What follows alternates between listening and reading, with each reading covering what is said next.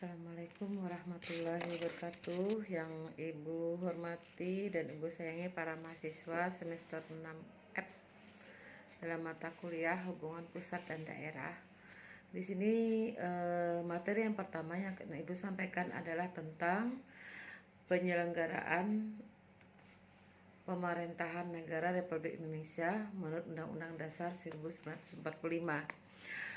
Perlu mahasiswa ketahui bahwa penyelenggaraan pemerintah suatu negara umumnya berpedoman pada peraturan yang tertulis maupun yang tidak tertulis. Di Indonesia, penyelenggaraan pemerintahan negara sebagian berpijak pada peraturan perundang-undangan, yakni berbagai jenis bentuk. Peraturan yang mempunyai kekuatan mengikat yang dibuat oleh pejabat atau lembaga yang berwenang. Tata urutan peraturan perundang-undangan yang tertinggi itu adalah Undang-Undang Dasar 1945. Oleh karena itu, di dalam penyelenggaraan pemerintahan di Indonesia harus berpijak pada aturan-aturan yang dituangkan dalam Undang-Undang Dasar 1945 yang telah mengalami beberapa kali perubahan.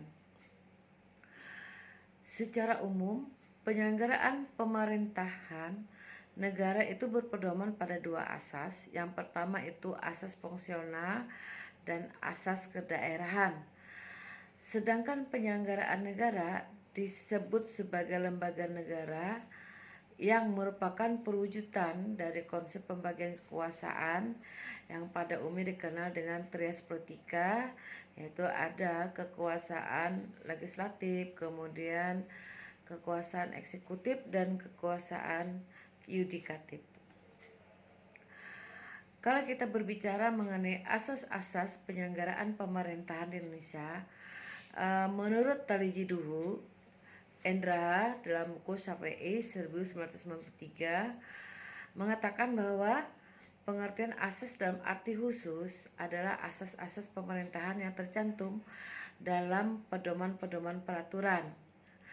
Sedangkan menurut Indra itu adalah asas-asas pemerintahan dapat didefinisikan sebagai pola umum dan normatif perilaku pemerintahan yang bersumber dari sumber nilai pemerintahan dan semua pegangan pemerintahan yang secara objektif dipergunakan guna untuk memperlancar dan mengaktifkan hubungan interaksi antara pemerintah dengan yang diperintah. Asas-asas penyelenggaraan umum itu ada 20 asas ya yang memang secara normatif itu bersumber dari sistem nilai-nilai pemerintahan dan semua pegangan pemerintahan dan bukan hanya dari hukum yang mengikat atau hukum yang positif. Sebab begitu nilai-nilai etika kemudian filsafat agama dipastikan hukum positif. Maka dari nilai tersebut terputus dari sumbernya dan dengan mudah dapat dijadikan alat politik, praktis dan alat bagi rezim yang berkuasa untuk menekan pihak lain atau pihak yang diperintah. Ada beberapa asas umum pemerintahan yang baik yang perlu diketahui itu ada 20 asas. Yang pertama itu adalah asas kelembagaan, kemudian asas kepastian hukum, kemudian asas kesamaan, asas kecermatan, asas motivasi, dan asas tidak melampaui atau mencampur adukan kewenangan, kemudian asas bertindak yang wajar, asas keadilan, asas kewajaran dan kepatuhan, kemudian asas menanggapi pengharapan yang wajar, kemudian asas meniadakan akibat-akibat suatu keputusan yang batal, kemudian asas perlindungan atas pandangan hidup pribadi, asas tertib penyelenggaraan administrasi pemerintahan,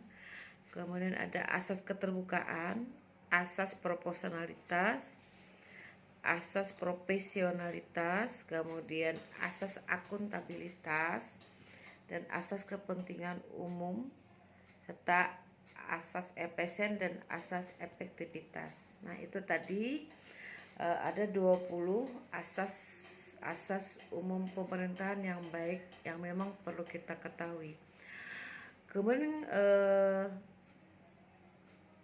kalau asas keahlian atau fungsional itu adalah suatu asas yang menghendaki setiap urusan kepentingan umum diserahkan kepada para ahli untuk diselenggarakan secara fungsional.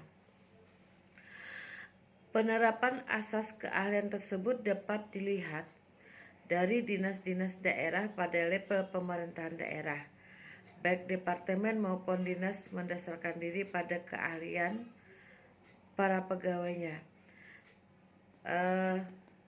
Kalau penyelenggaraan pemerintah dengan menggunakan asas keahlian dapat didelegasikan dari pemerintah pusat kepada daerah. Pendelegasian tugas-tugas yang berkaitan dengan keahlian tersebut dapat dilaksanakan melalui mekanisme dekonsentrasi dan tugas pembantuan. Kalau kita berikutnya berbicara masalah asas-asas penyelenggaraan pemerintahan di daerah atau kedaerahan. Asas penyelenggaraan pemerintahan di daerah atau kedaerahan dilaksanakan sebagai konsekuensi dari Pasal 18, Pasal 18A dan 18B Undang-Undang Dasar 1945, di mana ada bunyinya sebagai berikut.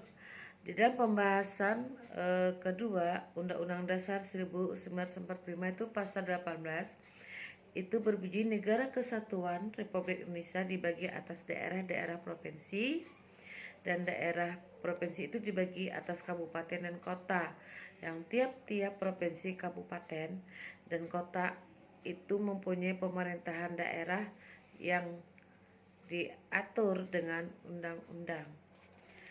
Yang kedua, pemerintahan daerah provinsi, daerah kabupaten, dan kota mengatur dan mengurus sendiri urusan pemerintahan menurut asas otonomi dan tugas pembantuan.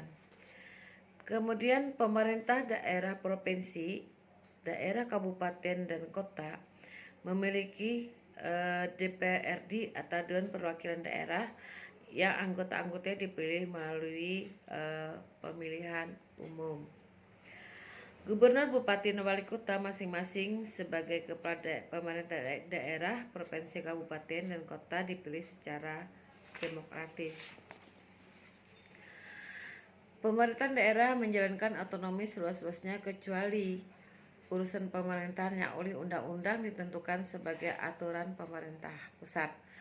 Pemerintah daerah berhak menetapkan peraturan daerah dan peraturan-peraturan lain untuk melaksanakan otonomi atau tugas pembantuan. Susunan dan tata cara penyelenggaraan pemerintahan daerah diatur dalam undang-undang. Nah, kemudian ada lagi bunyi pasal 18A, 18B. Inti mahasiswa dicari aja ya apa yang tertuang di dalam pasal-pasal tersebut. Adapun asas penyelenggaraan di daerah yang masih berlaku sampai saat ini itu adalah asas desentralisasi, asas dekonsentrasi, dan tugas pembantuan. Konsekuensi daripada ketiga asas tersebut maka diadakan sebagai berikut. Yang pertama itu adalah keterkaitan dengan otonomi daerah, yaitu akibat adanya desentralisasi lalu diadakan daerah otonomi yang diberikan hak, wewenang, dan kewajiban untuk mengatur dan mengurus rumah tangganya sendiri sesuai dengan peraturan yang berlaku.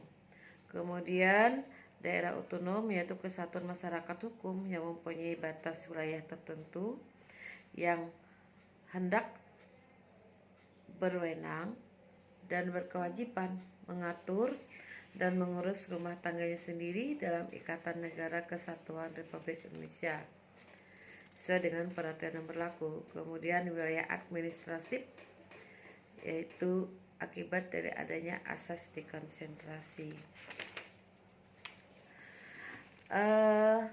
Asas itu merupakan pandangan istilah prinsipil merupakan kaidah-kaidah dalam menjalankan hubungan. Asas-asas pemerintahan merupakan suatu kaidah yang bersifat normatif dalam menjalankan hubungan pemerintahan, bersumber dari etika, filsafat dan agama yang kemudian diwujudkan dalam bentuk hukum positif.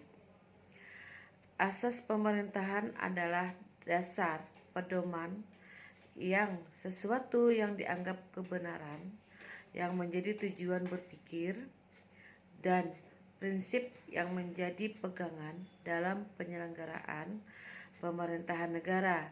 Terdiri dari tadi sudah Ibu katakan bahwa ada asas fungsional yaitu pemerintahan umum dan asas kedaerahan atau penyelenggaraan pemerintahan daerah. Asas-asas pemerintahan yang bersifat fungsional dan umum antara lain asas aktif, first being kemudian first armation, historis, etis, otomatis, dan determinant de favor. Sementara asas-asas pemerintahan keadaan bersifat dalam sistem pemerintahan itu adalah asas desentralisasi, kemudian asas dekonsentrasi, serta asas tugas pembantuan. Demikian dulu mahasiswaku, pertemuan pertama kita. Semoga bahan yang Ibu sampaikan bisa dipahami oleh mahasiswa, dan kepada mahasiswa tolong nanti di absen di WA. Terima kasih. Assalamualaikum warahmatullahi wabarakatuh.